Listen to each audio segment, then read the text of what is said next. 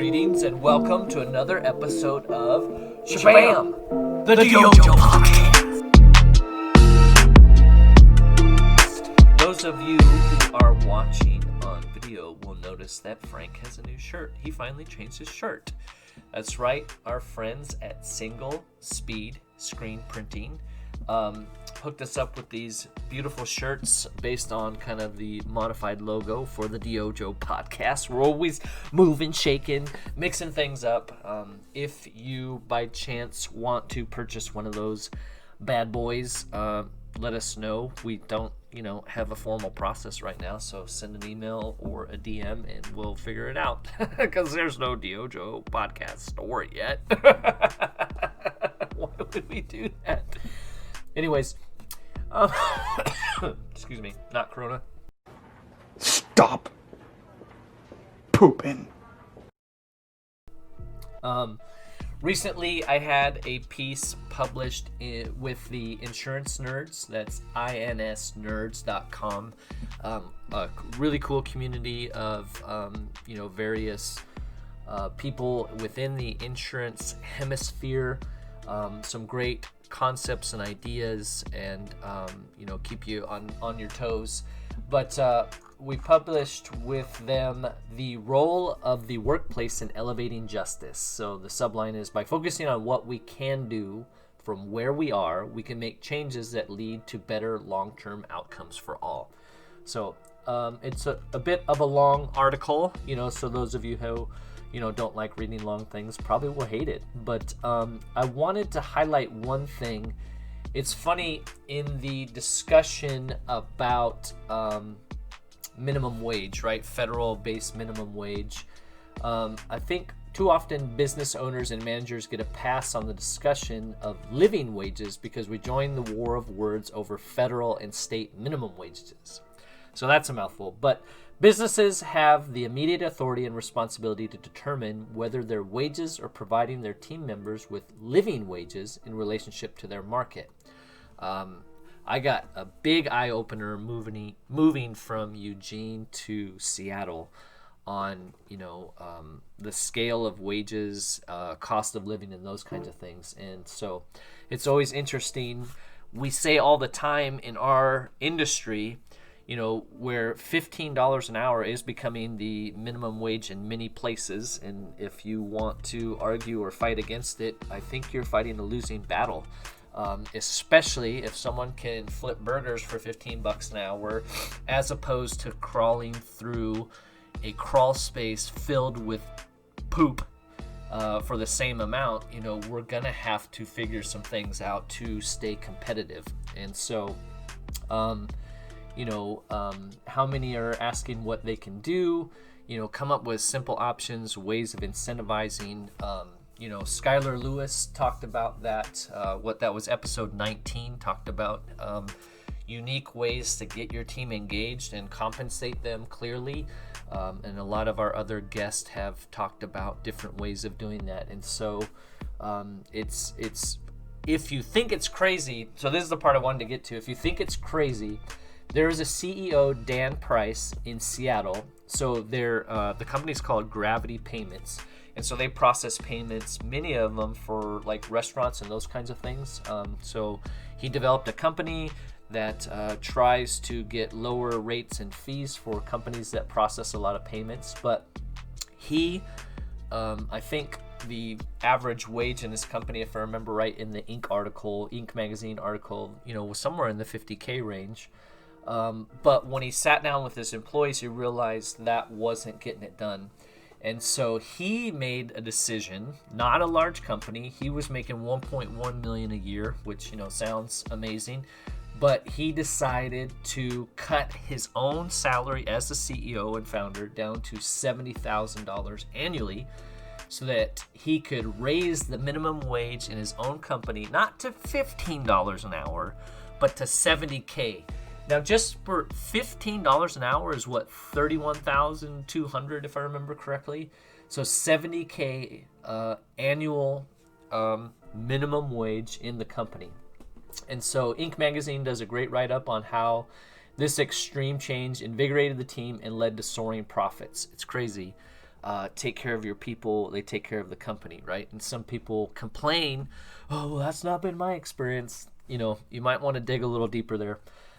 So we're going to start with your last name and then your first name, your middle initial. My last name, like from my name from before, was Old Stevie. Now my grown-up name is Dr. Stephen Brule. Okay. Because often, what you think is really treating people great may not be as great as you think. So just, this change was pre-COVID-19. What's interesting is to read how their company pivoted. We're short for time, but I link in the article. Again, this is the role of the workplace in elevating justice on insurancenerds.com. What they chose to do as a company in response to COVID so that everybody could keep their jobs is pretty amazing. Talk about employee engagement, investment in the company, and leading by example. So if you think $15 an hour is crazy, damn price is going to blow your mind. So, we have the opportunity today. We're going to get somebody from the other side. That's right. In the insurance, property restoration, insurance claims paradigm, right? We have the contractor, and of course we're kings of the hill, right? I mean, we're the pros. Everybody's got to listen to us. But in that paradigm, you have the contractor, the client, and the carrier, right? And usually the carrier's rep is someone called the adjuster. So we've got an adjuster, an independent adjuster. What does it mean to be independent? It means you're not captive. What does it mean to be captive? You only work for one company. Independents work for multiple companies. Just a little spoiler alert. Oftentimes you talk to adjusters and they're not very big fans of the programs just as much as many contractors are not. So just to give you an idea, we may be a little closer to the same than we are different, as many people have brought up. So Kirk is actually a contributor to the book that we're releasing, Be Intentional Estimating. It's coming out soon. And he has 5 simple keys to elevating your estimating games. 1, if you are an adjuster, ask a lot of questions. 2, if you are a restorer, ask a lot of questions. 3, nothing is better than rolling your sleeves up and doing some manual labor yourself.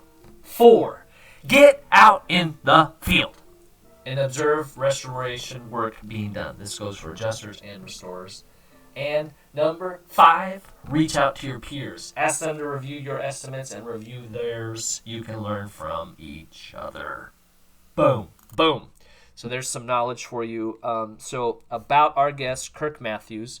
He is an experienced multi-line adjuster, skilled in commercial, agribusiness, and residential property loss adjusting in a daily and catastrophe setting. True multi-line experience, including heavy equipment, auto, liability, casualty, BI, etc. Strong ability to effectively manage competing workflows effectively. And he's the owner of Oregon Valley and Coastal Claim Service, full-time. He also works as an independent with Frontier Adjusters, was previously, when I met him, was a captive national catastrophe rep and regional field property rep for Travelers Insurance. And so he's got a wealth of experience both in the working directly for the carriers as well as working independently as an entrepreneur, as an adjuster. In my experience, one of the ones that you can have a conversation with and really tries to facilitate the loss within the realm of the claim, to service the client. So, I think we've said before, if you're trying, it's our job to try to work with the carrier and the client to restore them to pre-loss conditions, no more, no less, right? If you're going above that or outside of that scope, you're in the fraud territory. And if you're going under that scope, then you're shortchanging the client, So I hope you'll enjoy this conversation as we talk about different approaches to the industry from the other side on the DYOJO Podcast.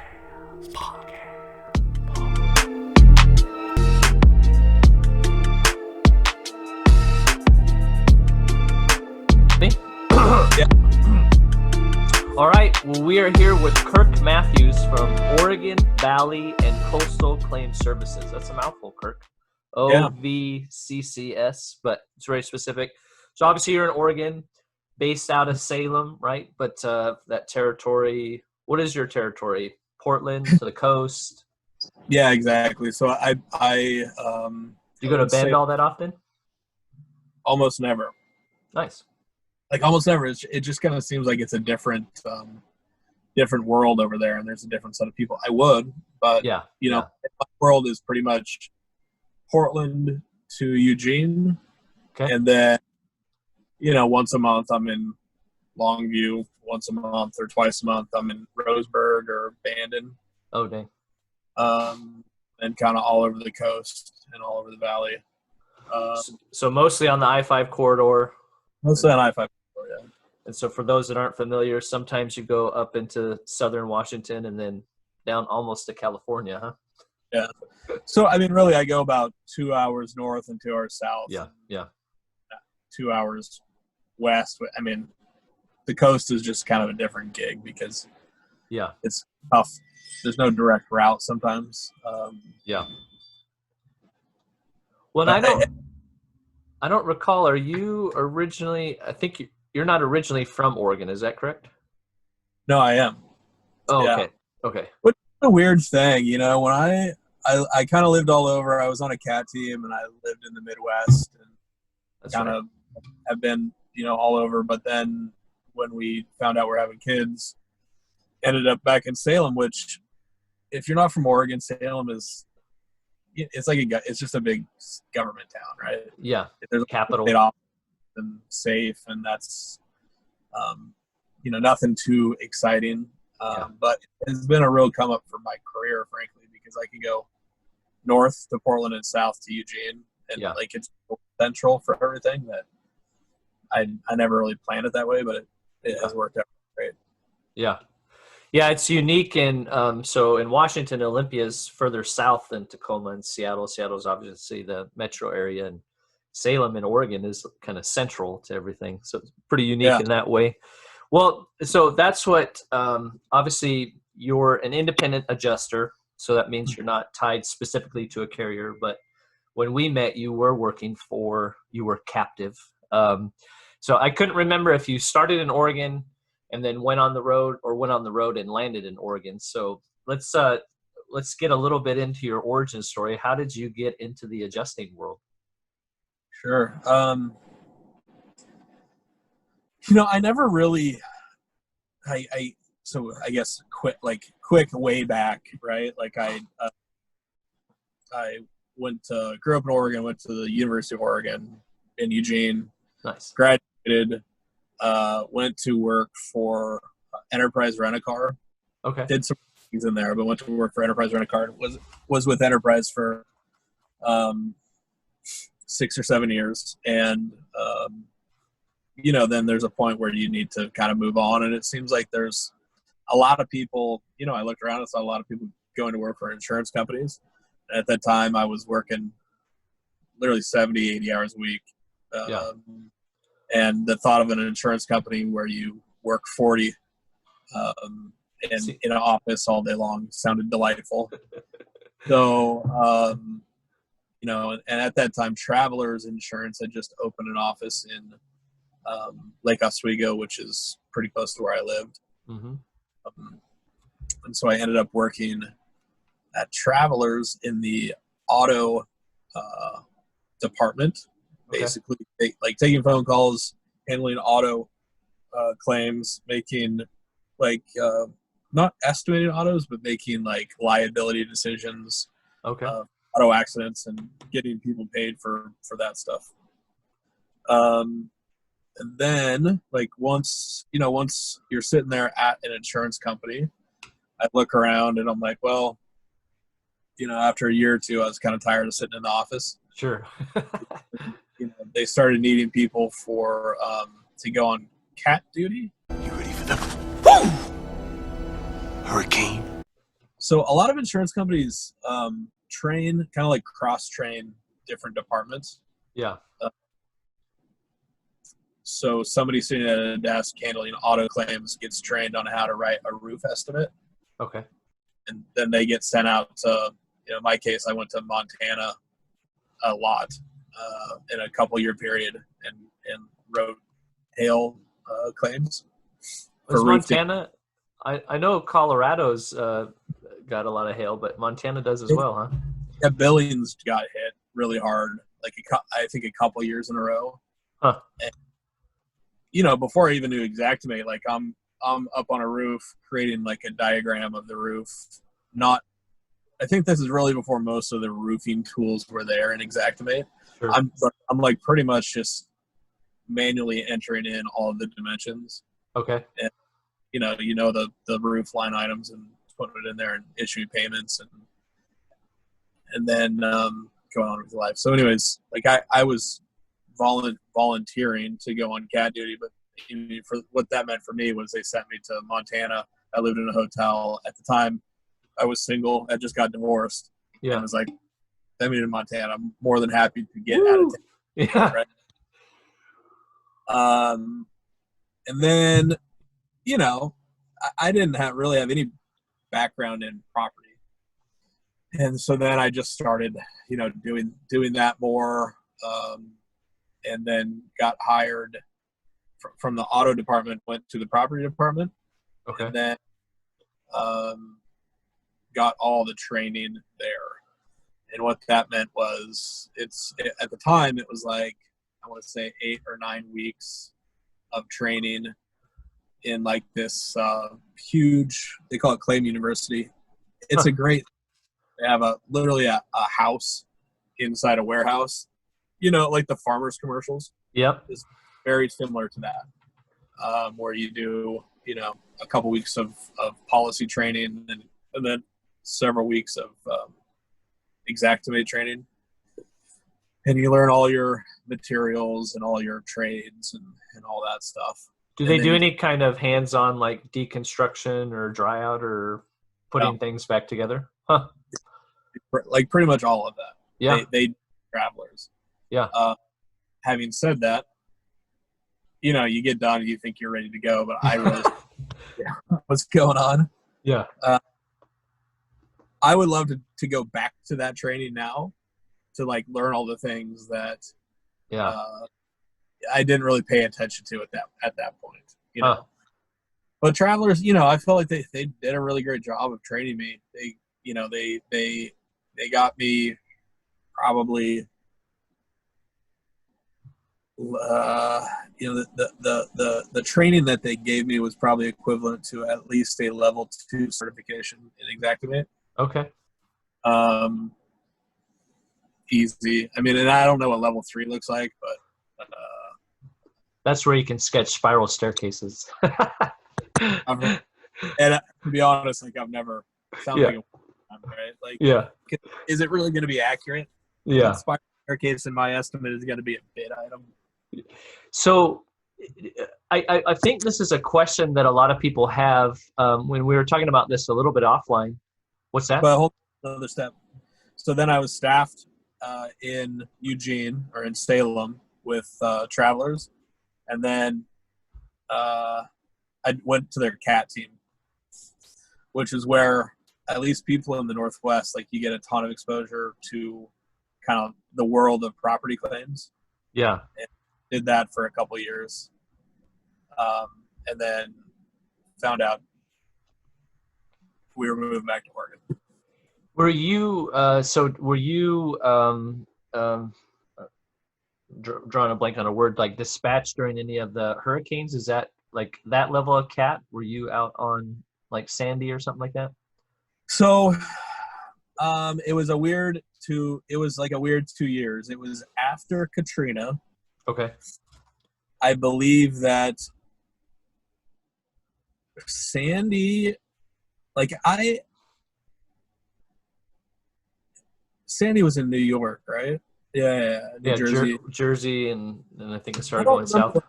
I didn't go to Sandy. Okay. But I think because they actually just had enough people and they wanted to keep their CAT team for someplace else. And also, like, I had 2 weeks of vacation planned. Okay. And, like, basically what happened was Sandy hit on, you know, day 1, and I had vacation planned on day 15. Okay. And they didn't want to send me someplace for 15 days and then have me go on vacation. And they try hard to get honestly, it was just very lucky timing for me. Yeah. Other than that, it was just a bunch of hail claims for those years. There wasn't really a hurricane that summer, the next summer, at least that we went on. Right. So I did a bunch of hail, wind, sewer backup. Oh, nice. Some more regional things. Yeah. Yeah. Well, that's good. Okay. So you got the cat team, then you find out, lo and behold, you got the baby on the way. That must have been, I don't remember if we met before I think we met before you got pregnant. Like you were doing some local claims and then you'd be on the road for a while. Yeah. Yeah. No, we met when I was in Eugene, I lived in Portland, but I went to Eugene. Yeah. And it was before I went to the cat team. Yeah. And now for a not-so-subtle ad break. Hello and good morning, or evening, or wherever this finds you. But one thing you may or may not be aware of is that the DYOJO and even the DYOJO podcast started as more in the writing world, if writing is a world. But we specialize in written content, and so if you have either promotional content that you're trying to get out there, you need ghostwriting services maybe for longer form articles or even books, or trying to get your content dialed in, even the wording on your website and some of your social media stuff, that's something the DYOJO can assist with. We've done that for several companies and people. Even doing things like transcribing your YouTube videos into a written format so that you can present it to outlets within various industries. So if you've got something and you want to convert it into written format, either for promotional or literary outlets, let the DYOJO help you out.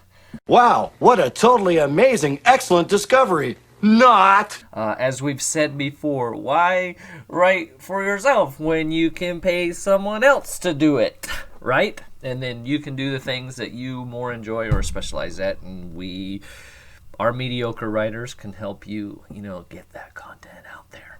And also, while we're talking about writing, glad to announce we are releasing a book, Be Intentional Estimating, establishing the right mindset and habits for yourself and your team to succeed with estimating property insurance claims. That's a mouthful. But if you go to the website, thedyojo.com, you can see under services, we got freelance writing. Under products, we got the book. And thedyojo.com. I'm not interested! Well, I guess there's a couple pieces there. We were talking a little bit offline with a lot of people, a lot of property restoration contractors have issues with adjusters. And sometimes what gets folded into that is really claims review, right? Or claims professionals. And I was thinking about that. I was telling you, I'm updating the 10 Commandments of Xactimate Success. And I was like, for people coming into the industry, and I think even people that are in it, they don't realize the difference between a claims reviewer, a claims pro, a desk adjuster, and an adjuster, right? So for an adjuster, you mentioned that 8 to 9 weeks of training, and then you actually, as a field adjuster, you're out looking at losses, and obviously, like you said, you learn more as you go. What is the difference in the level of training that an adjuster has and like a claims reviewer has? Can you explain that from your side of the fence? Yeah, I mean, from what I've seen, at least, at Travelers and at 2 carriers that do claims reviews on me currently. Yeah. Claims reviewers are usually adjusters who have been in the field for a long time. They're there to kind of make sure that the estimating and everything is in line. The claims reviewer usually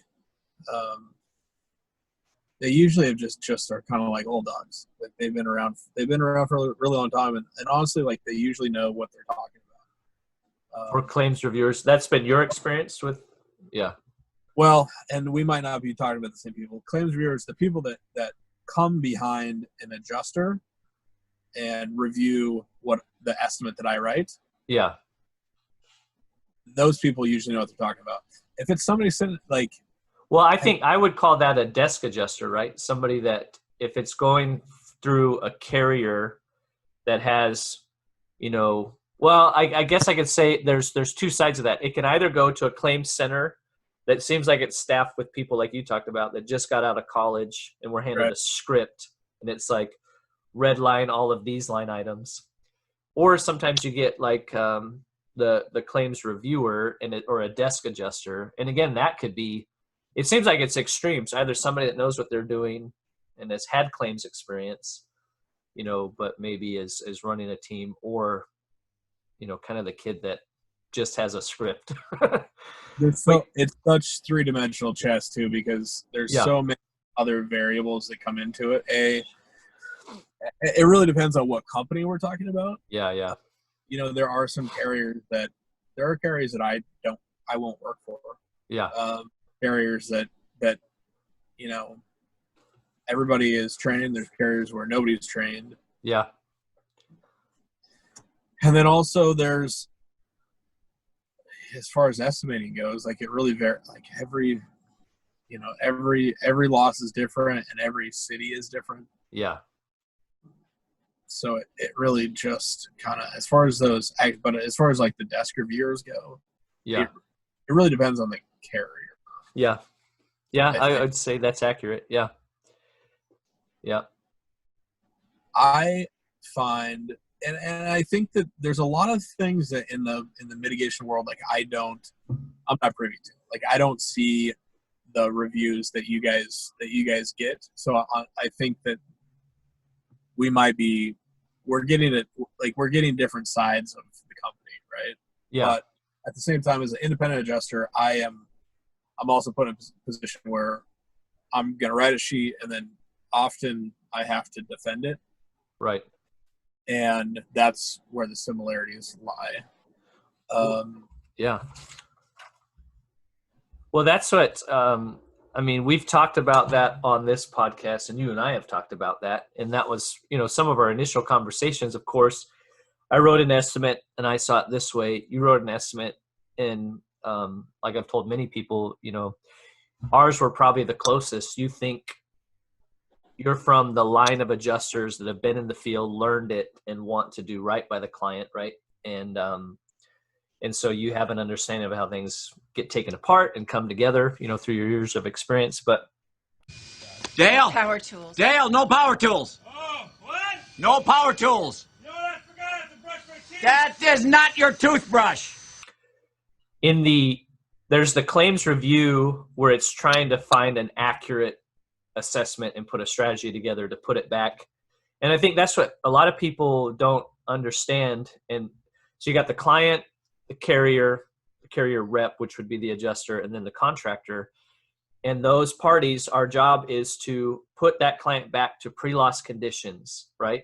No more, no less. So if you're doing more, that's fraud.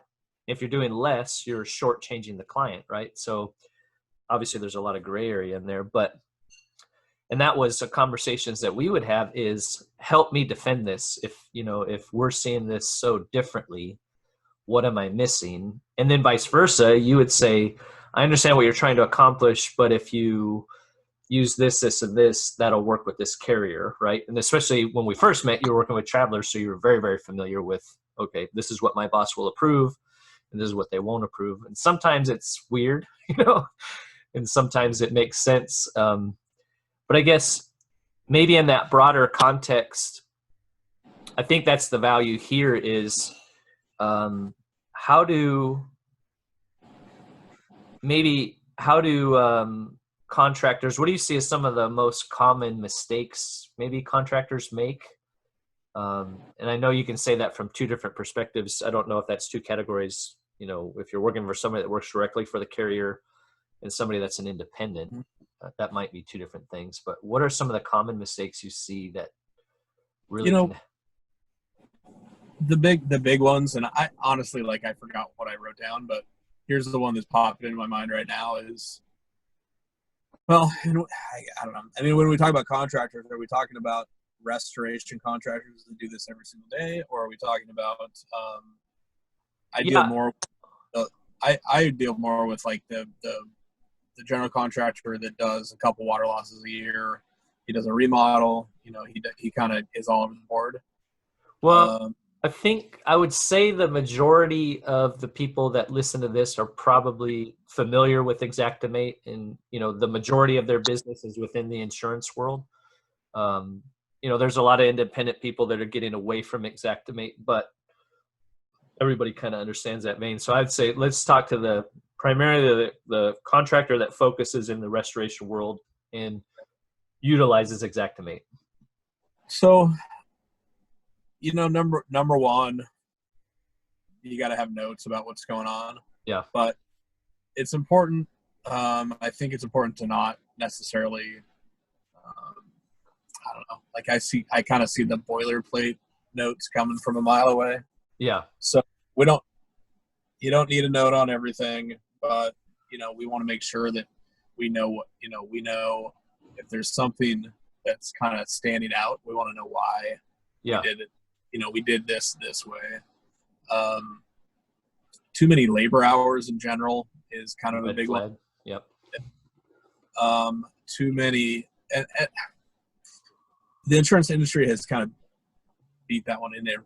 Everybody, I think, everybody now knows if we're going to use just straight labor hours, you need a note on why we're going to use that. But also, I've come across, one of my favorite stories is I had one of the big restoration contractors in Portland send me a mitigation estimate that was, I don't even remember what, I think it was just a house, water loss at a house, and they had 24 labor hours of WTR LAB for their mitigation. Yeah. And that's it. Ron, are you paying attention? Nope. Well, this concerns all of us. Okay. And if I told you who it was, you'd be like, really? Yeah. And so I wrote it I don't know if I had extra time or what, but I wrote it the way just that I show them. Yeah. And I was higher than they are. Yeah.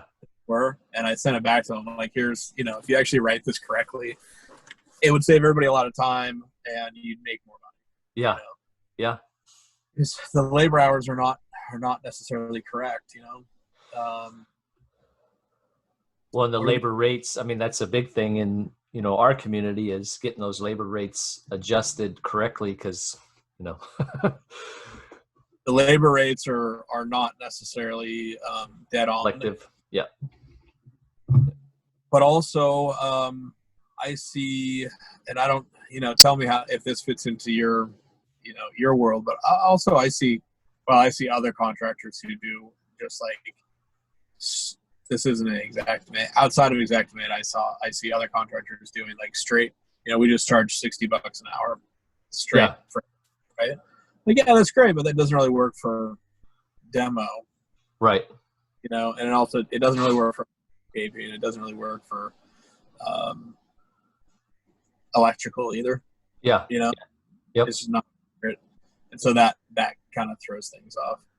Well, I find so many, I've worked and counseled and coached, contractors that are transitioning into insurance work. Cause obviously, right, that's where the money is, let's stick it to the insurance companies. Cause that's where the easy money is. And so I hear both sides. I hear contractors tell me, no, I don't work in insurance. Yeah. Yeah. Screw them. Yeah. Really? Yeah. Because I think a lot of money go out the door. You probably should. Well, and that's, I think the hardest is, a lot of general contractors. So, you were working for somebody, you feel like you can make more money. So then that $60 an hour guy, right? They're just thinking, well, $60 an hour is more than I've ever made in my life. And whether they're putting money aside for overhead and profit and taxes and all that, who knows? But But yeah, just the one thing about Xactimate, especially if you're a new contractor starting out in the industry, it's very transparent. And if you start to learn how the line items work, you're constructing from the bottom up, re-putting that loss together. And then that's like a company I'm working with here locally. Then you can print out a rough materials list as well as like a projected labor, cost and those kinds of things. You can budget a lot better than somebody that's just putting in, line item labor, estimated materials. In construction in general, a lot of people are not great at estimating, right? And so Xactimate can be a starting place for which it doesn't. And I see that all the time, but it doesn't. What I say all the time is just because you can't estimate doesn't mean that you're a bad craftsman. Yeah. It just means you're not, not good at putting pen to paper and guessing. Right. What is right. Cost? An insurance company wants you to guess up front. Right. Never really know. Yeah. Well, and that's the other part too, is it is an estimate, right? So we think this is what it will take. And, we put all kinds of notes in our estimates, like subject to discovery upon additional damages. But then, that how many, and maybe you can speak to this, how many contractors are like, well, it costs a whole lot more to do it than we thought. Okay, where are your photos? Do you have any kind of justification to show, well, we fixed it, Let's figure it out, Yeah. Not in the world. Like, as long as we can show everything, like the insurance company has the money to pay for it, let's just figure it out. But if it costs more because you're not good at being a contractor, then that's a different, that's. Well, like you said, some people are great craftsmen, just not great paperwork people, right? And it really isn't that hard. Take a couple of damn pictures and write a couple of notes on, keep track of how many hours did you spend on that, or how many linear feet of base extra did you have to buy? It was a lot, well, how much? Right. A couple of things. Like, I also see local guys here in Portland who will, write. I literally saw an estimate the other day that, well, this goes back to the labor hours. Like, they used the appropriate line items and then added labor hours back in for everything that they had a line item for. Yeah. Which basically doubled their estimate for no reason, right? Yeah. So I call them and I'm like, look, this is, it's, I don't, it's just kind of silly. Like, why are we, if we can use one or the other, but you can't do it twice. Right. It was a sheet of drywall and some 150 square feet of carpet that was pulled back to dry basement. Clean water, ran for a couple hours. Not a lot of. It's probably a $2,000 mitigation estimate that they, it was $8,000 when they sent it over to me. Nice. Yeah. Just fluff. Just fluff. And so I call them and I'm like, look, this is a little excessive. Here's kind of as benevolent as I can possibly be. And I was closer to 3. And they're like, okay, that's fine. Yeah. Like, really? Come on. Like, you're absolutely wasting my time. You completely pissed off the homeowner who's a contractor. Yeah. There's an unnecessary, variance, right? Right. And why?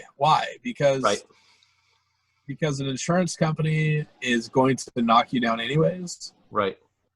They don't necessarily. Like, I write estimates all the time. Yeah. Like, if it's correct and pretty much there, no problem. Let's just get it moving forward. Well, I learned that too, like Crawlspace Losses, right? We would write them as labor, and then you start looking in Xactimate, and there's like cubic footage calculations for the water. So you take the dimensions of the crawl, how high the water was, and then you add on your pump truck or those kind of charges and your decontamination, then your upgraded PPE, and all of a sudden you have a pretty good estimate. It just takes getting into the line items, right? Actually looking into, I think that's a great example, like you said, where they just put 24 hours of WTR labor. And like, in my mind, instantly you're thinking like, you've got your equipment, and then there's WTR EQ, which is a legitimate labor line item related to equipment, right? So that's even a fraction there, you Yeah. change it. It's just very basic understanding of how the line items are structured and assigning those, to your, Just if you just it, yeah. it right, then it tends to work out. Yeah. Well, and, I know a lot of people are big proponents of, like you mentioned, the Xactimate level 1, 2, and 3. You said Travelers kind of gave you basically a training that you feel was equal with level 2.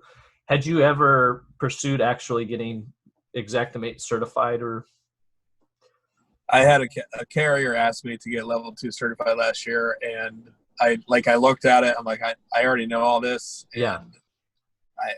I basically said no thanks.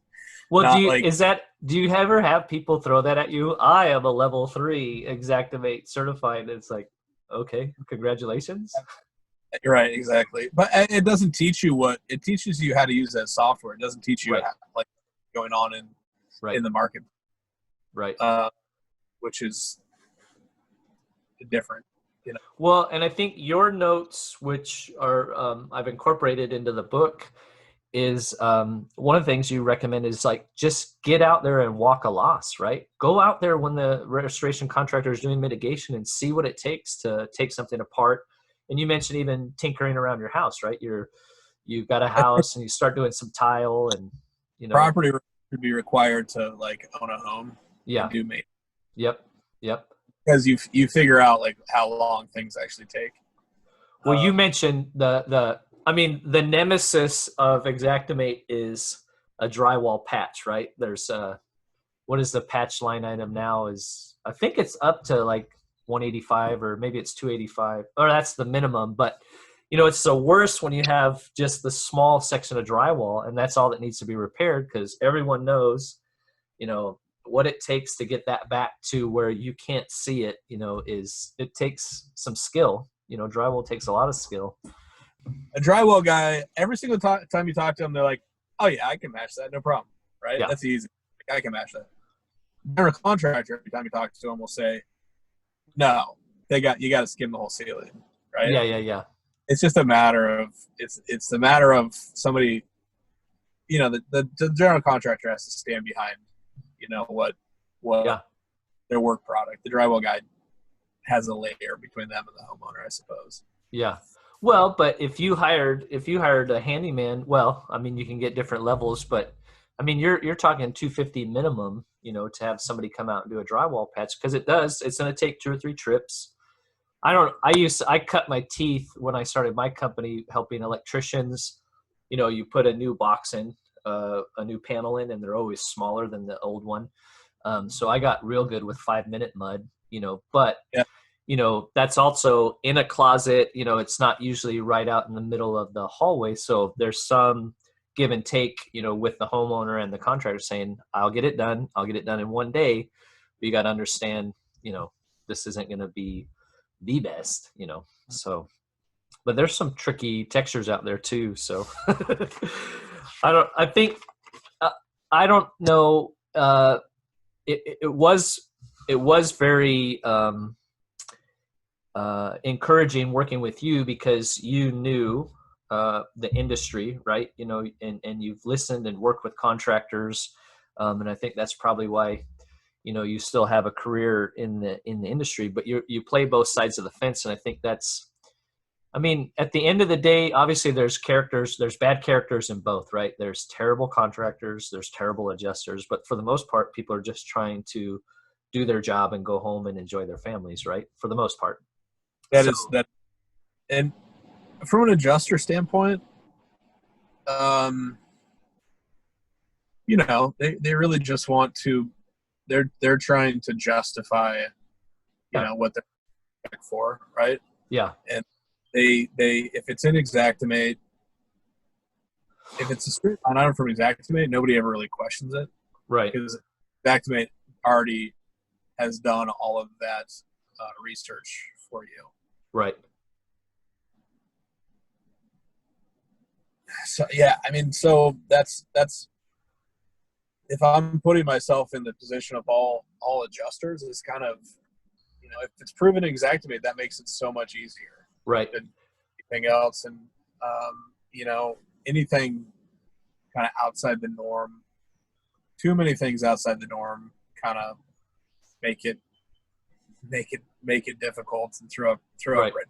There's also, you see not labor mints, but obscure base service charges pop up in the back. That's another one that's kind of a big deal. I mean, those you can have $1,000 worth of obscure base service charges at the end of your estimate, which make the difference between the sheet that I wrote and the sheet that the contractor wrote. Right.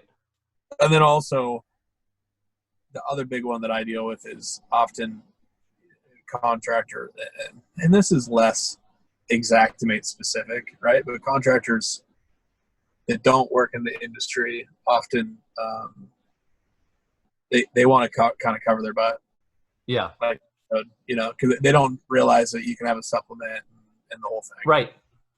So their estimates, generally, 20% higher because of the unknowns. I get it. It's just not how we have to estimate. But. This may be a question you can't answer, but and we can edit it if we need to. But I've always taught people that I work with, the job of an adjuster is to justify their job, just like my job is to justify my job, right? So if you have as an adjuster, if part of the game is cutting things that are unnecessary, I would put into my estimate things that I knew were low-hanging fruit, almost for the sake of making it like the adjuster can feel like they did something. I don't know if that's the wrong way to think about it, but we did a lot of program work. So it's almost like if you're not getting rejected, you're not trying hard enough, right? Nice try. No, correction. Terrible try. Right? So and like that's a weird thing for me, because that program work is almost a competitor to me as an IA. Yeah. So I don't deal with the programs at all. They drive me nuts because from a straight insurance standpoint, if they're giving you a job and then they're going to take 10% back or whatever they charge for their fees, their fees, then the price is not accurate. If they're charging you for something, like then you have to overcharge to make up that fee, because they're not. Yeah. It just is not. Well, but I think Travelers was part of Contractor Connections, so we had that sometimes where we got the loss maybe through, sometimes we got it as a referral and sometimes we got it through the program, and then you're the adjuster. So that's always helpful in the program where you can say the reviewer's like cutting 20 things, right? And then you say, no, adjuster Kirk Matthews said, these are approved and appropriate because he's actually been to the loss, and that was always sweet. I never dealt with Contractor Connection. Like, I don't know the first thing about him. Yeah, I don't. Dealing with them directly. What the one that's really odd to me is when you're working, now you're independent. When you go to a loss that you're sent as a program contractor, but the carrier has also sent an independent adjuster. So now you got an independent adjuster's estimate, your estimate that you're required to upload that goes to a reviewer. And even if your estimate is the same as the independent adjuster's estimate, it's still getting rejected by the reviewer. And all along, the carrier's gone through the program to try to save them money and expedite the process, but they've not just duplicated, it's now triplicate, right? There's like triple review. So and they pay all those people any amount that they saved. Yeah, it's gone. I mean, they've now, yeah. Well, there's one program in particular, most restoration contractors know who I'm talking about, that it's 40 to 50% cut minimum. But that program, they're charging that or more for this review. So at the end, the contractor or the carrier would be better off dealing directly with the contractor. They're paying the same amount, if not more. There's just an additional layer, that's in between them. So I don't know, man. The programs drive me nuts. Time to hit the pause. Time to hit the rewind. We're going to play you an excerpt from our last episode of the DYOJO Podcast. I was so fortunate to find, this book, Organizational Physics, The Science of Growing a Business by Lex Sisney. So, the DYOJO Podcast. Is there a follow-up book to Organizational Physics? Yeah, I'm working on a book right now, and I'm not sure what the title is, but that should be out in 2021. Okay. I'm looking forward to getting that out there. It's really cool. Yeah. What's your process? Do you try to write every day, or do you write as you get inspired, or you're a structure guy, so I'm assuming you have a discipline? Some of us are motivated by the positive. Yep. And others by the negative. Sure. And I have a commitment to write every day for a certain amount of time. Yeah. 5 days a week. Or I have to do a donation to a politician I just despise. Okay. And I haven't missed a day of writing. In years. Like I just, it's awesome. So, yeah. Yeah. Well, you mentioned. Anyway, I'm being sincere, but also joking around a little bit. It's like we have to sometimes come up with tricks, hard work that we might not ordinarily want to do, but you just got to grind it sometimes. Yeah. Well, you mentioned Seth Godin. I have no memory of this place. And I then started to kind of write the book, and I remember I was in a conversation with Seth Godin. I sent him a draft, and he's like, "There's some really amazing concepts here, but you have like five books here in one." Every bestseller has to only really have one key concept. He goes, "What do you want this book to do? You want it to be a bestseller, or do you like be a tool for your consulting practice?" And I was really clear I needed it to be a tool for my consulting practice, and the way I think is kind of very sequential way, and so that the book was just born out of that. Yeah, desire to teach these concepts in my consulting work. I remember reading some of his stuff early on. He's like, if you want to be a writer, write every day. And and his thing was too, of course, when you start out writing, it's going to be terrible, Nice try. No, correction. Terrible try. and it's going to be awful. But if that boat is, if you're in motion, you can refine it and get feedback and change things. And so, my son and I were talking about that just yesterday. Like the fear of failure is worse than failure, because failure you can actually learn from and adapt, like you mentioned. Whereas if you're fearful and you don't do anything, you have nothing to improve. By definition, failure is feedback. Yeah, that's good.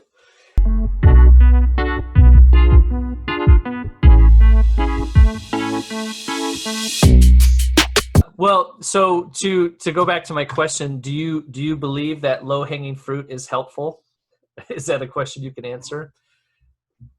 For me, I don't sweat the low-hanging fruit. Yeah. For me, right? Like, yeah. If I write an estimate, I put in there the clean, job site cleanup line item. Yeah. I don't think every carrier is okay with. No. Or paint for masking for paint, is another typical one that most carriers are going to reject. Depends on what it is, right? But I don't know. I look at every estimate as an individual thing, and every estimate that I look at, I've been to that job site. Yeah. So I probably have a better understanding than the guy sitting at a desk there. Is low-hanging fruit helpful? I mean, it just feeds the whole monster, which is you have this low-hanging fruit, and it gives somebody something to chew on. But then in my mind, at least for the claims reviewer, the person that's got the script of things they got to reject, to me, in my mind, it makes them feel good, right? And then I get that.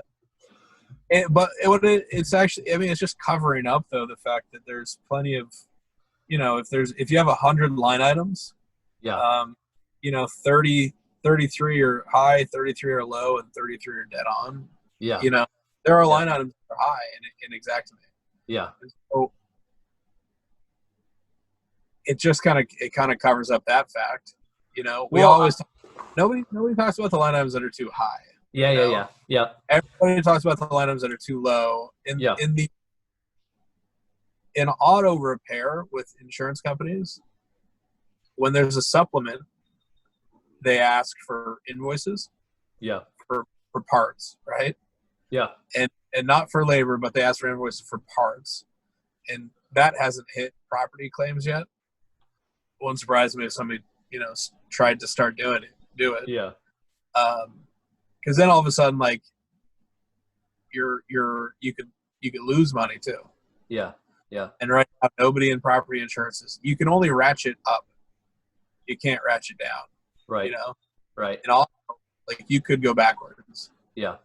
In property claims, like, you're only going up. So that's another, like, it just kind of, a thought that's rattling around in my brain currently is that, right? Like, we don't ever ask for somebody to, you know, let's get your dump invoice, your invoice for your dumpsters, you know. I've had recently them asking for that. So there are some, yeah. Let's get your invoices for your I don't know, but then your bid items, you know, you got contractors that'll give you, you know, you get the high bid and they pay off the low bid. And yeah. Well, that dumpster one doesn't scare me at all, though, because I would love to, if a contractor would keep a Excel spreadsheet of, you know, track your time from the house to the dumpster or the dump truck, and then, you know, the two guys driving it to the dump, your time in the dump, and then your dump receipt. You know, you're probably not going to make it on the, you know, dumping's actually pretty inexpensive, but all the labor tied to that, you probably would make out better if you tracked your labor and your invoice, and then we're doing 10 and 10 on that. So, yeah, exactly like you said. The other part is it comes down to budgeting and the plan of attack, because like we had really good painters when we were in Eugene. And so typically I could give them a fraction of the line item, you know, and they buy their own paint and they were happy as clams. And then I could use that a little bit extra to carry over to my drywall, which was usually light. And so you do have to look at it as a whole picture, right? And when we start talking about looking at it as a whole picture, that's why I don't sweat the low-hanging fruit. Yeah. For me personally, should it be in there? It depends on what it is, you know. Yeah. Depends on if it's needed in that estimate. Right. Yeah. Well, like you said, sustainable. That's how I see it. I just think that it's an estimate, and you got to look at it as a whole. Yeah. From an adjuster standpoint too, like you want to make it accurate. Yeah. And so if we can look at it, it's kind of lazy.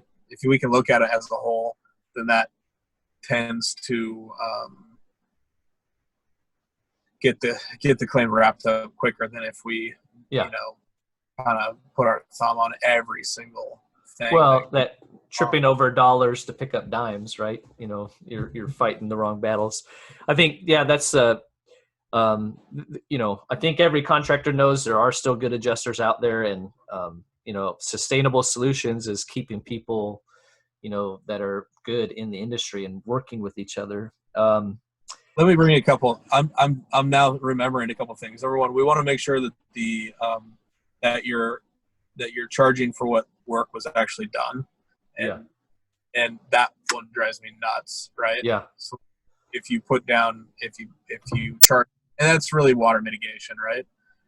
And also, let's make sure that you're taking the right steps in the mitigation. Yeah. I see, you know, day one, somebody's setting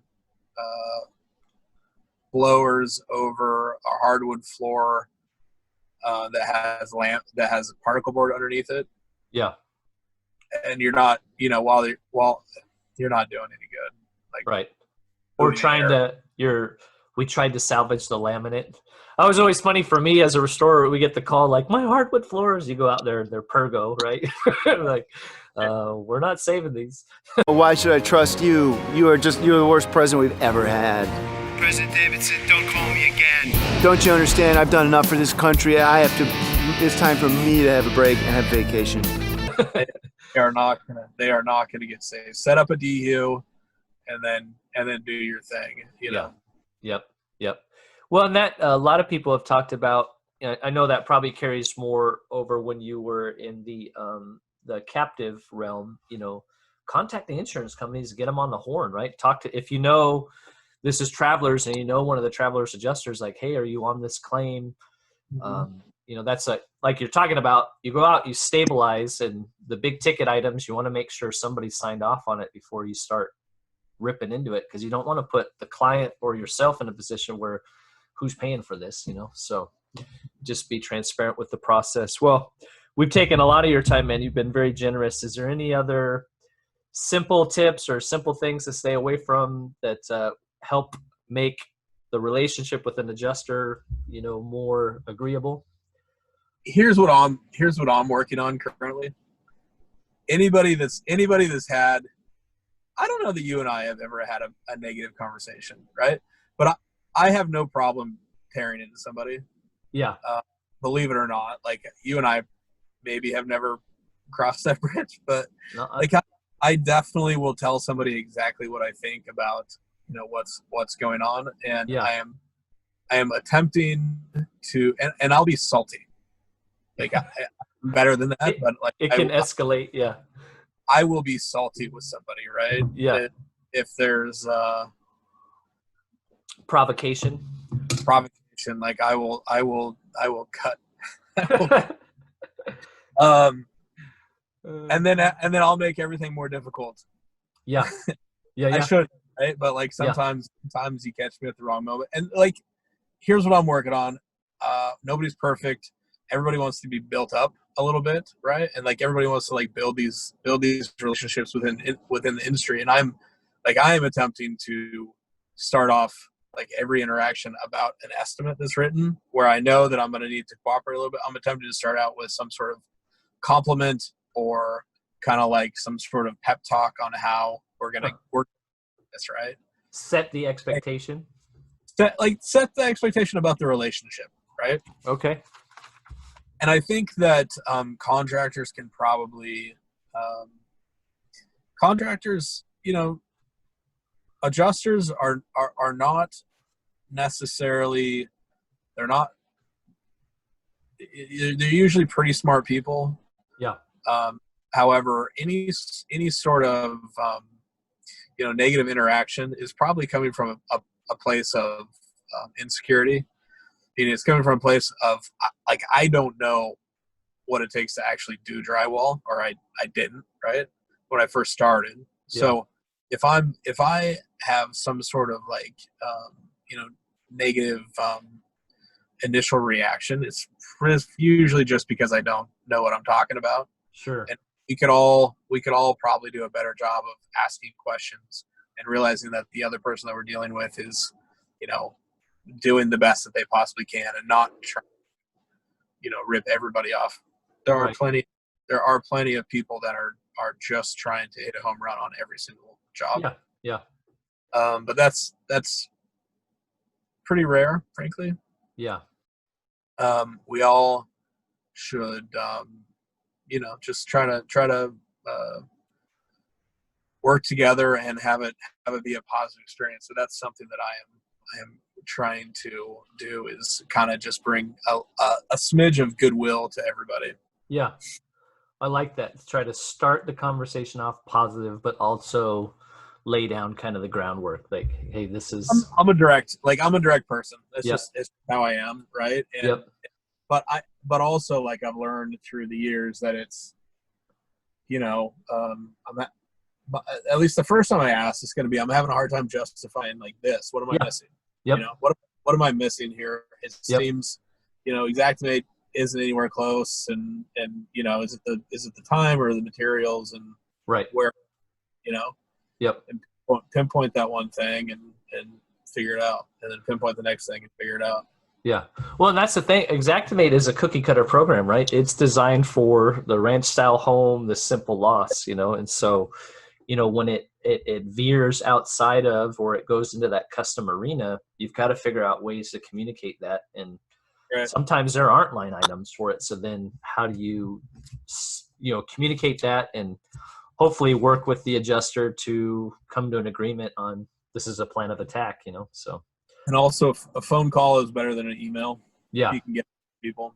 Yeah. Because emails, for an adjuster sitting at a desk in an office, they read your email exactly how they read the previous email. So if they got their ass chewed on the previous email, you're gonna read the email with the same tone. Right. know? Yep. Phone call and a little bit of chat will gets everybody a long ways. And contractors all too often think that adjusters kind of like have all this control over the situation and power. Yeah.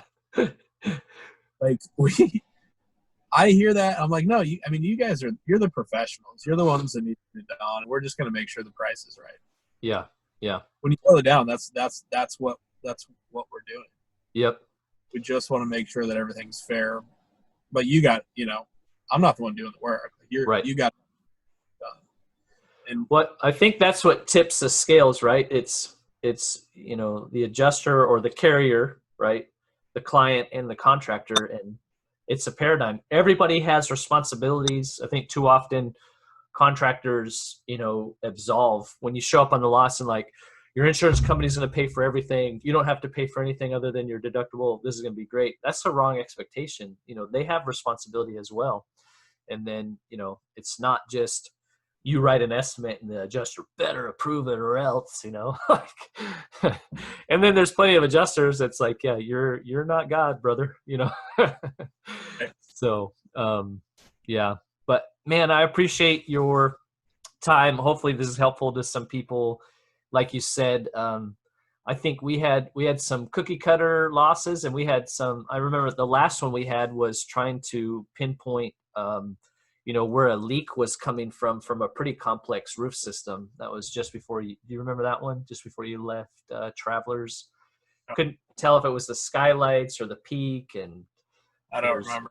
3 different roofs that had all been replaced in kind of a different span of time. And so, coming up with a strategy, and it definitely did not fit Xactimate because there's some exploratory work and, what was covered, what wasn't covered.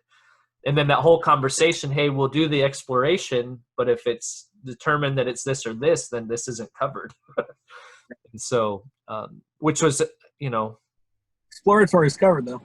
Yeah. And so, but that was, that was a good example of setting the expectation up front. And that one took forever to dive into, but, cause yeah. Well, I think you and I walked it first and then it obviously was handed off to your supervisor.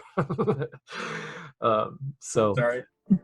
Yeah, but that, it is possible. And I think a lot of restoration contractors know that, but sometimes allow the bad experiences to shade the possibilities. And, everybody's got a job to do and respect each other. And I think, like you said, the saltiness, that's been my approach too, is like, if somebody wants to escalate, we'll play the game, we'll make this, unenjoyable if we have to, but not the goal.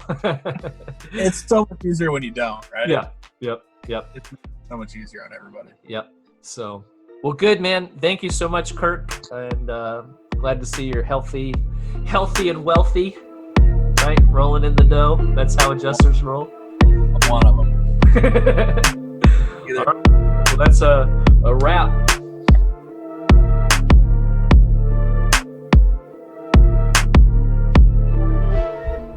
There you have it. That's a wrap. We had a civil conversation with somebody from the other side.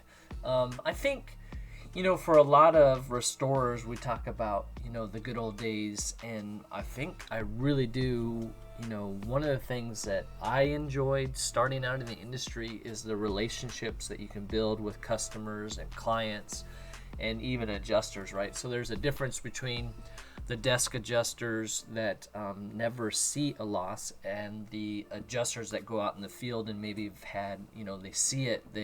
It's a different thing, right? I mean, we try through photographs, and now you have things like Matterport and 3D cameras, walkthrough videos, those kinds of things. We really try to relate the story of the loss, the whole 5 senses of the loss, but it's so much different being on site than even a well-written estimate or good photos or good videos. And so it's difficult because with the heavier emphasis on third-party administrators and program work and remote estimating, especially now with COVID, establishing the right mindset and habits for yourself and your team is key, which coincidentally is the byline for the book we're working on, Be Intentional Estimating, but helping yourself and your team succeed with estimating property insurance claims. So if you are new to the industry and you're wanting to explore your career opportunities, estimating and Xactimate is a lot of where it comes down to. I mean, that's how we, for the majority of claims in the insurance paradigm, that's the tool that people understand. And so, if you want to advance getting to know that, if you're an estimator, project manager, understanding that writing your estimate in such a way that it can be executed as a project management tool is key. I was talking to a restoration contractor, and they're asking what's one piece of advice that would help get the projects going, quicker, more efficiently. And I really think we spend so much time in our estimates that if you're already spending this time, treat it as though you're writing a document both to communicate to the estimator and something that can be passed down line to your production team, your project managers and foremans and those kinds of things, and the technicians that are going to carry out the work, even your subcontractors, as though it's an outline of how the project's supposed to be executed. You're already there, so think through it all the way. And so let me explain. No, there is too much. Let me sum up. So, because so many restoration contractors use estimator project managers kind of interchangeable, right? So, mindset habits is key, and part of that is, paying attention when the adjusters are talking. Thinking through what they're asking you to do. So on the production side, if you spend that much more time in your estimate, you can expedite the process on the back end. And another contractor we were talking to had seemingly somewhat innocuous revisions, but and they were looking at it so optimistically. I said, be careful, think about precedents, right? And so when you're dealing with adjusters, know what the line items mean and how they read. And when they're asking you to do something that's part of the program, that's a legitimate pushback, right? It doesn't have to be a battle, but say, adjuster, please review X and advise. And always, it's good. You can position it in the form of a question as opposed to, coming out and attacking somebody's intelligence. And so there's just different ways that you can go about it. So Kirk does mention he's got a couple of spots in the book, talking about just things that show bad habits, which is, too many labor hours. It's just laziness. Close enough line items, where you're not actually, looking at what the line item description is. Too wordy in explanations. I'm a big fan of, I think people take a look at the estimate, opening statement, have some kind of breakdown of, hey, this is the narrative of the loss, good F9 notes, and then great photos with, with them labeled appropriately. And then Kirk talks about inserting your own pricing without an explanation or justification for the alteration. It's just hoping somebody won't notice, even though it green lines, in Xactimate. So I wanted to be a magician. A lot of listeners and some of our contributors, are big proponents of being independent, and that's great, but you still have to create relationships and be collaborative, right? And sustainable solutions. So, explain what you're doing. overuse of energized terms such as microbial growth. There was a recent discussion on one of the Facebook groups, and it's, people trying to extrapolate and find justifications for things, categories that don't seem to line up, so be accurate. If you got to build trust, obviously there's some people that are really difficult to work with and it's a battle, but building trust long term is going to help you more, so every now and again giving back, can build you trust for those longer term or those bigger losses where you legitimately have an ask, right? So it's a give and take. It should be a give and take. If it's a relationship, it should be mutually beneficial, right? Insofar as it can be. And so, and that's one of Kirk's closing comments was, too much ego. Everyone makes a mistake. No need to drag someone through the mud due to an error. These estimates are intricate and errors happen. So give somebody some grace on both sides, right? We're asking adjusters and contractors, try to find mutual ground. And so, pretty interesting. Kirk, for me professionally, is the kind of person that makes, the industry still enjoyable, and so finding those ways to do that. So I mentioned in the opening the article we have with insurance nerds on the role of the workplace in elevating justice. If you have thoughts on that, I would love to hear them. You can find us on LinkedIn, the website, all the social medias, Twitter, Instagram, LinkedIn, Facebook, that kind of thing. So, love to hear your feedback and interact. And we got some guests coming up, some exciting ones. We've got I've been having some trouble with some of the audio and the interwebs working, so some of them might have to be re-recorded. We got some more Pro versus Joe stuff coming down the pipe, and we'll get that out there. So thank you for listening to